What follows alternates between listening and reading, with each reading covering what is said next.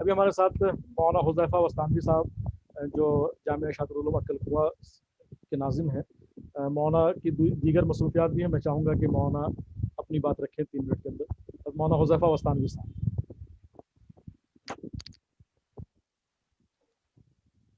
آواز بند ہے ان کی. جی حضرت مولانا حذیفہ وستانوی صاحب. السلام علیکم ورحمۃ اللہ وبرکاتہ. جی وعلیکم السلام ورحمۃ اللہ. جی سب سے پہلے تو میں بصیرت آن لائن کا شکر گزار ہوں کہ اتنے اہم اور اچھلتے کودتے موضوع کو آپ نے موضوع بحث بنایا. اور دوسرے نمبر پر ماشاءاللہ بڑے تجربہ کار لوگ ودود ساجد صاحب اور ماشاءاللہ یہ آپ کی آواز اور پتہ نہیں کون کون ماشاءاللہ آپ اچھے لوگوں کو چن کر لائے ہیں. تو واقعتاً آزاد میڈیا یہ بہت اہم ضرورت ہے. اور جیسا کہ ودود ساجد صاحب نے کہا کہ پہلے بہت مشکل تھا، یہ اب آسان ہے. اب یوٹیوب کے زمانے میں اور سوشل میڈیا کے زمانے میں اس کے لیے اتنے مصارف اور اتنے زیادہ وسائل کی ضرورت نہیں جتنی آج سے 5 سال 10 سال پہلے تھی.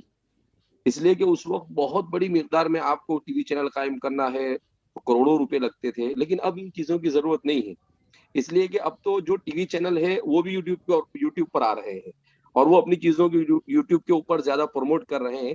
اور آدمی اب گھر میں ٹی وی بھی اتنی اہمیت سے دیکھتے نہیں ہے، چلتے پھرتے موبائل ہی کے اندر میں چیزوں کو دیکھنے کے عادی ہو چکے ہیں.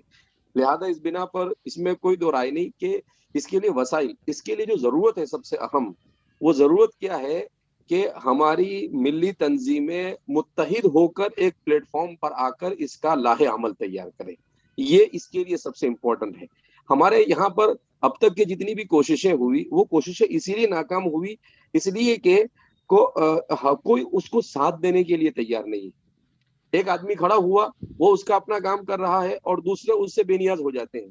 بلکہ بعض مرتبہ نہیں بولنا چاہیے لیکن بولنا پڑتا ہے کہ ٹانگ کھینچنے کی کوشش کی جاتی ہے.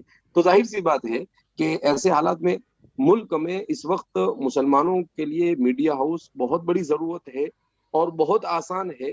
مگر اس کے لیے میں اس مسئلے میں بھی ودود ساجد صاحب کا مؤید ہوں کہ افراد بھی تیار ہیں لیکن ان افراد کو ایک پلیٹ فارم پر لایا جائے. جیسے منتشر طور پر بہت سارے سوشل میڈیا کے اوپر اب لوگ ایکٹیو ہو چکے ہیں، بہت سارے یوٹیوبر ہیں.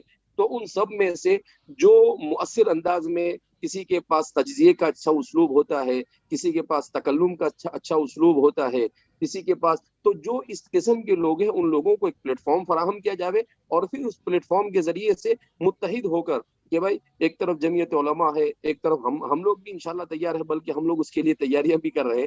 اور اسی کے ساتھ ساتھ جماعت اسلامی ہے اور ہماری جتنی بھی ہے یہ سب ایک پلیٹ فارم پر آئے. اور دوسری بات یہ کہ اس میں صرف دینی رنگ دے کر چیزوں کو نہ پیش کیا جاوے.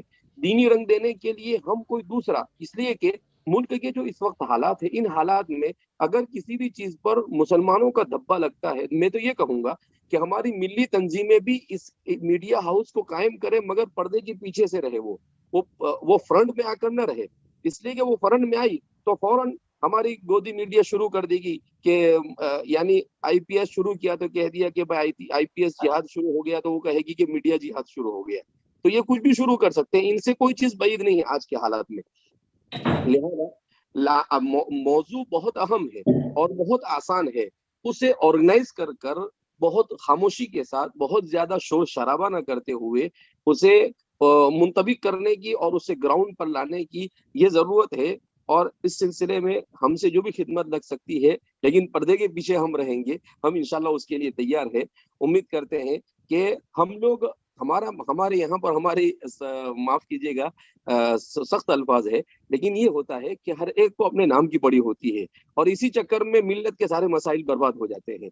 اس لیے ہم اپنے نام وام کے چکر کو چھوڑ کر اگر ملت کے مسائل کو حل کرنے کے لیے ایک پلیٹ فارم پر آ کر صحافیوں کا ایک پلیٹ فارم ہو اور ان کے ساتھ کچھ لوگ مل جائے اور پھر اس طریقے سے یہ کام کیا جاوے تو میں سمجھتا ہوں کہ انشاءاللہ بہت مؤثر انداز میں اور انتہائی اہم ضرورت ہے اس کے اوپر بہت تیزی کے ساتھ اور بہت اچھے انداز میں ہم لوگوں کو مل بیٹھ کر خاموشی کے ساتھ بار بار میں کہہ رہا ہوں خاموشی کے ساتھ ہمیں کام کرنا ہوگا. میں آپ نے وقت دیا، میں اس پر شکر گزار ہوں. جزاکم اللہ خیر. جزاک اللہ. اب میں چاہوں گا کہ اب جو ہے کچھ سوالات جو ہمارے سامنے جو اب تک گفتگو آئی ان سے کچھ سوالات بھی آئے ہمارے سامنے.